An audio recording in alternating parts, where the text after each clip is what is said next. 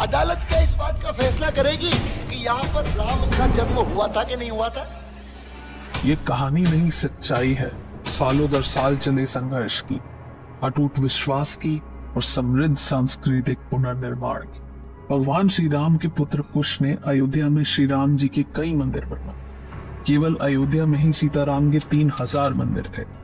5वीं शताब्दी ईसा पूर्व इनमें से कई मंदिरों की स्थिति खराब होने लगी और इसी समय के अंतराल में उज्जैन के राजा विक्रमादित्य अयोध्या आए और उन्होंने इनमें से कई मंदिरों को ठीक करवाया और फिर आने वाले कई सौ सालों तक मंदिर यूं ही बने रहे।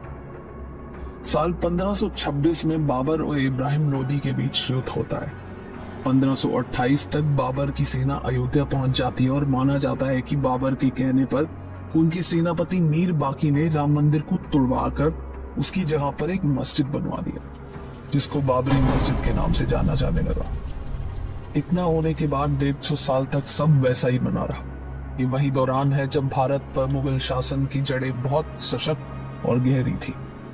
बाबरी मस्जिद बनने के तकरीबन 190 सालों बाद साल 1717 में राजा जय सिंह द्वितीय, जिनके मुगल संबंध भी ठीक थे और जिन्हें हिंदुओं और अयोध्या के मायने पता थे, वो कोशिश करते हैं कि मस्जिद और उसके आसपास वाली जगह उनको मिल जाए, मगर सब असफल रहता है।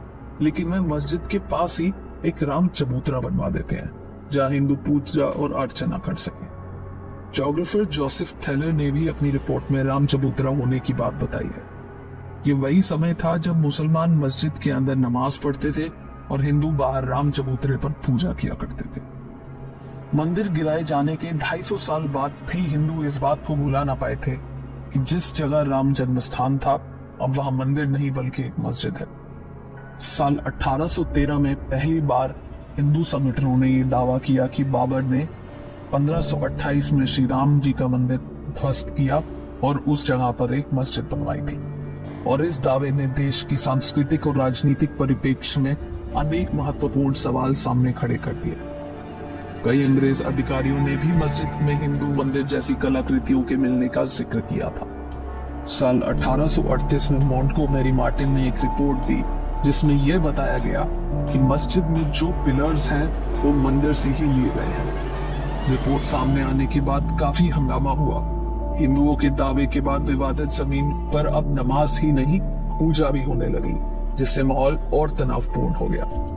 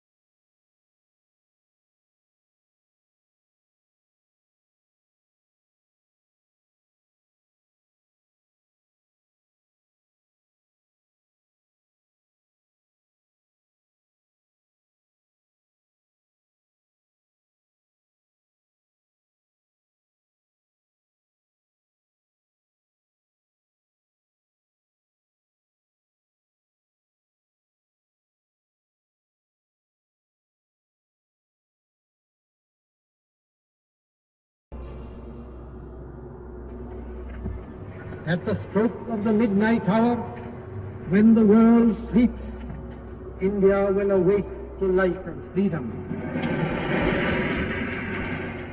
1947 में देश की आजादी के बाद मस्जिद का समय सीमित खुलता था और राम चबूतरे पर भगवान श्री राम की मूर्ति स्थापित थी जहां लोग पूजा किया करते थे। लेकिन देश आजाद होने के बाद भी राम मंदिर के बनाए जाने की उम्मीद का माहौल नहीं था। फिर 1949 में कुछ ऐसी घटनाएं हुई जिन्होंने लोगों को हैरान कर दिया।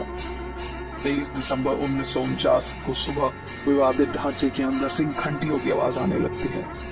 जिससे पता चलता है कि वहां श्री राम जी की पूजा हो रही है। हिंदू पक्ष दावा करता है कि रात को अचानक मंदिर में प्रभु श्री राम की मूर्ति प्रकट हो गई, जबकि मुसलमान पक्ष कहता है कि मूर्ति को रात के अंधेरे में जबरन रखा गया। इस घटना के बाद दोनों पक्ष के लोग वहां जुट जाते हैं और मामला प्रधानमंत्री जवाहरलाल नेहरू के पास पहुंच जाता है। वहां के मजिस्ट्रेट के नायर को आदेश दिया जाता है कि मूर्ति को वहां से हटाया जाए, जिस पर उन्होंने हाथ खड़े कर दिए और कहा कि भीड़ इतनी है कि मूर्ति हटाई गई तो स्थिति बेकाबू हो सकती है।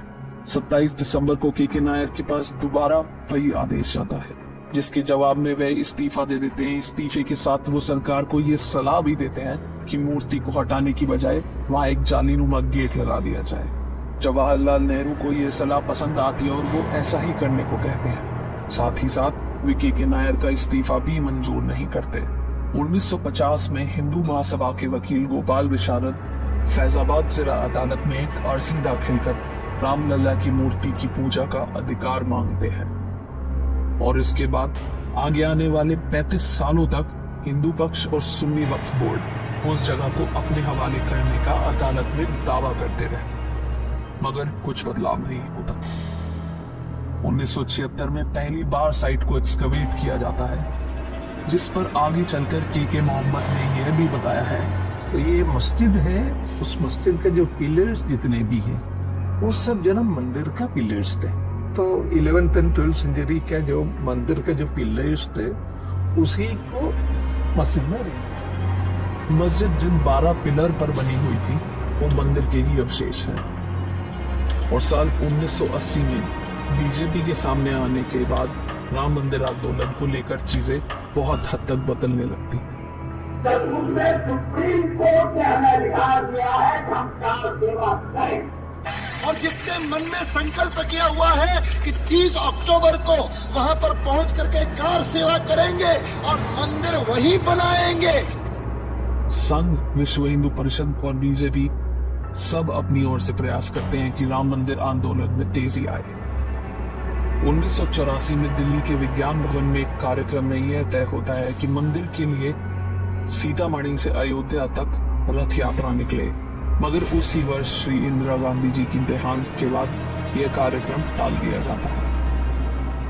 और साल 1986 में कुछ ऐसा होता है जिससे देश में राम मंदिर के आंदोलन की दिशा ही बदल जाती है। शाहबानो केस की जजमेंट के बाद देश के मुसलमान भड़क जाते हैं और उस समय के प्रधानमंत्री राजीव गांधी मुसलमानों को खुश करने के लिए संसद में एक कानून लाकर सुप्रीम कोर्ट के फैसले को पलट देते हैं। और राजीव गांधी के इस निर्णय के बाद हिंदू समुदाय नाराज हो जाता है। अब हिंदुओं को खुश करने के लिए वे बाबरी मस्जिद का ताला खुलवाकर वहां पूजा अर्चना शुरू करवाते हैं। अब इस फैसले से मुसलमान पक्ष फिर नाराज हो जाता है और 6 फरवरी 1986 को मुस्लिम लीडर्स बाबरी मस्जिद एक्शन कमेटी 1989 में राजीव गांधी ने विश्व हिंदू परिषद को विवादित ढांचे के पास शिलान्यास करने की अनुमति दी। 1990 की शुरुआत में द्वारका पीठ के शंकराचार्य स्वरूपानंद सरस्वती को उनके समर्थकों के साथ उत्तर प्रदेश में मुलायम सिंह यादव की सरकार द्वारा अरेस्ट कर लिया जाता है। 25 सितंबर 1990 में लाल कृष्ण आडवाणी सोमनाथ से अयोध्या के लिए 10,000 किलोमीटर की रथ यात्रा प्रारंभ करते हैं, जिसके दौरान ही उनको गिरफ्तार कर लिया जाता है। और जिस दिन अयोध्या में यात्रा का समापन होना होता है, बहुत बड़ी संख्या में कार सेवक अयोध्या पहुंचकर विवादित ढांचे पर झंडा फहरा देते हैं। भीड़ को बेकाबू करने की कोशिश में मुलायम सरकार सेवकों पर गोलियां चलवा देती है और कई कार सेवक शहीद हो जाते हैं। तारीख 6 दिसंबर 1992, जिसे शौर्य दिवस के नाम से भी जाना जाता है, लगभग 2 लाख कार सेवक अयोध्या पहुंचते हैं। उस वक्त कल्याण सिंह यूपी के मुख्यमंत्री और पीवी नरसिम्हा राव देश के प्रधानमंत्री थे। कल्याण सिंह ने अदालत को यह भरोसा दिया था कि कार सेवकों द्वारा मस्जिद के ढांचे को कोई नुकसान नहीं होगा। उन्होंने पुलिस को भी आदेश दिया था कि भीड़ पर गोली न चलाए, और हुआ वही जो निश्चित था। 6 दिसंबर 1992 की दोपहर 1:55 पर पहला गुंबद गिराया जाता है। दोपहर 3:30 बजे करीब दूसरा गुंबद गिराया जाता है और शाम 5 बजे तक तीनों गुंबद गिरा दिए गए। और उसी दिन उत्तर प्रदेश में राष्ट्रपति शासन लगा दिया। कल्याण सिंह ने अपने पद से इस्तीफा दे दिया और इसके बाद चले दंगों में तकरीबन 1000 लोगों ने अपनी जान गंवाई। मुंबई में हुए सांप्रदायिक दंगों में भी 900 लोगों ने अपनी जान गंवाई। और न जाने कितने और लोगों ने देश के अलग अलग प्रांतों में राम मंदिर की लड़ाई के लिए अपने प्राणों की आहुति दे दी। इतना सब होने के बाद भी देश की अदालत ने 6-7 साल तक इस पर शांति बनाए रखी। जब 90 के दशक में भाजपा दोबारा केंद्र में आई, तब तमाम हिंदू संगठन राम मंदिर आंदोलन को लेकर फिर से अति सक्रिय हो गए। देश भर के अलग अलग कोनों में चल रहे मामलों को एक जगह लाया गया और वो था इलाहाबाद हाईकोर्ट। 1993 में सरकार ने एक 67.7 एकड़ जमीन के अधिग्रहण करने का अध्यादेश जारी किया। साल 2002 में वापस इलाहाबाद हाईकोर्ट बाबरी मस्जिद विवाद पर सुनवाई शुरू करता है। 2003 में आर्कियोलॉजिकल सर्वे ऑफ इंडिया को इस मामले की जांच करने कहा जाता है। एएसआई ने अपनी रिपोर्ट में यह साफ कर दिया कि जिस जगह विवादित ढांचा था, उसके नीचे मिले 10वीं शताब्दी के मंदिर के अवशेष से यह साबित होता है कि वहां पहले एक मंदिर था। 2011 में यह मामला देश के सर्वोच्च न्यायालय सुप्रीम कोर्ट पहुंच जाता है, परंतु वहां भी 7 सालों तक कोई सुनवाई नहीं होती। एक मीडिएशन पैनल बनाकर आपसी रजामंदी से इस मामले को हल करने की कोशिश की जाती है, मगर जब कोई फैसला नहीं निकलता तो सुप्रीम कोर्ट से आदेश दिया जाता है कि मामले से जुड़े सारे दस्तावेजों को अंग्रेजी ट्रांसलेशन में लाया जाए। 6 अगस्त 2019 से 16 अक्टूबर 2019 तक मामले से जुड़े सभी पक्षों की सुनवाई सुप्रीम कोर्ट में पूरी हो जाती है और 9 नवंबर 2019 में सुप्रीम कोर्ट से यह फैसला सुनाया जाता है कि विवादित जमीन राम जन्मभूमि ट्रस्ट को दे दी जाए। उस फैसले में 5 जजों की बेंच सिखों के पहले गुरु नानक देव जी के 1510 में राम मंदिर जाने का जिक्र भी करती है और उसके साथ कंपनसेशन के तौर पे सुन्नी वक्फ बोर्ड को 5 एकड़ जमीन अयोध्या के अंदर दिए जाने का ऐलान करती है। और इसी साथ 5 फरवरी 2020 को ट्रस्ट के गठन होने के बाद राम मंदिर का निर्माण शुरू हो जाता है। यह कहानी थी 500 साल चले संघर्ष की, धार्मिक अस्तित्व की और अटूट विश्वास की। और 22 जनवरी 2024 का दिन प्रतीक है उन बलिदानों का जो शतकों से एक ही स्वप्न देखते थे, जो था भव्य राम मंदिर, श्री राम जी की जन्मभूमि अयोध्या में।